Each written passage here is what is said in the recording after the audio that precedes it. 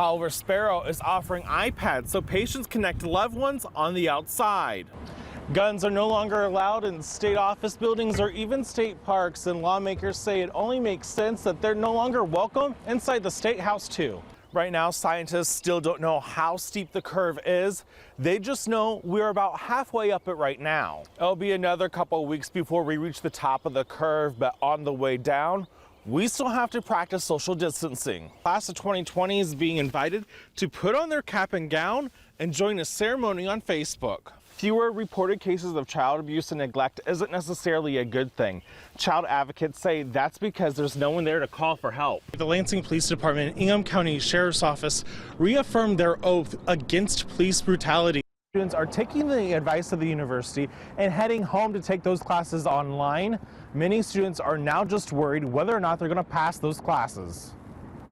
Last semester was a little hard for me, so I was really trying to get my grades up. Michigan State sophomore Emily McCurr is one of many students worried about how moving her classes online will affect her grades. But I'm scared that I'm not going to do as well with my online classes because I'm more of an in-person learner. She's not alone. Sophomore Sydney Jones says it's difficult to have all her classes online. I'm using programs that I wouldn't use at home, so it is kind of stressful and I haven't gotten a lot of information yet. Michigan State University says the decision to suspend face-to-face classes wasn't taken lightly. And it's part of our commitment to making sure that we protect the health and safety of our campus and our students. So today we made the decision to suspend in-person classes. Students say the university is doing the right thing. I don't really want to stay on campus just because as my mom says, it's a petri dish for diseases.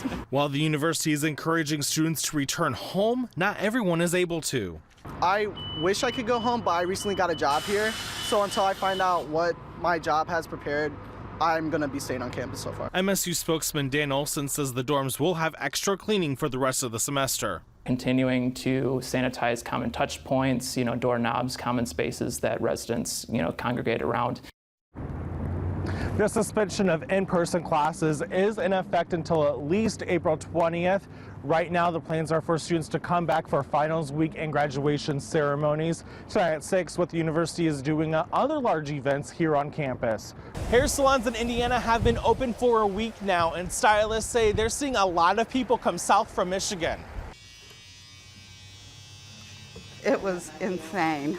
Leanne Snyder has cut hair in downtown Angola for more than 40 years.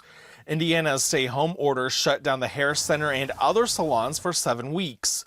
Now Snyder's seeing people drive hours just for a haircut. We had people from Livonia, Ann Arbor, I think north of Lansing or on the north side. John Perrell drove from Reading in Hillsdale County to get his haircut this morning. Gosh, it's probably been 13 weeks since I've had a haircut, and it's getting out of hand. And he's not alone. The phone was ringing off the hook this morning with people trying to book appointments. Especially from Michigan, we're like, can I get in for a haircut on Saturday? And we're like, no, it's going to be next Wednesday. She's happy to be able to make up some of the money she lost, but she is concerned about the extra traffic coming from Michigan. Make me a little nervous. I'm not going to lie about that.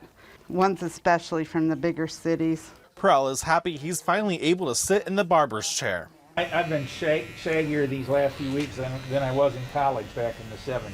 Salons in Indiana and Ohio are requiring customers to make an appointment before they come in. In Angola, Indiana, Cody Butler, News 10. But people across the state are still telling News 10 that they're having to wait weeks to get their money. I last got paid from my employer on March 13th. Perry Jane Rosowski filed for unemployment and was approved nearly 7 weeks ago. She still hasn't seen a dime. At this point, I just feel defeated. I feel like I should just give up on my unemployment. I still apply for jobs. I am even trying to go back to work right now because I'm like, I can't wait.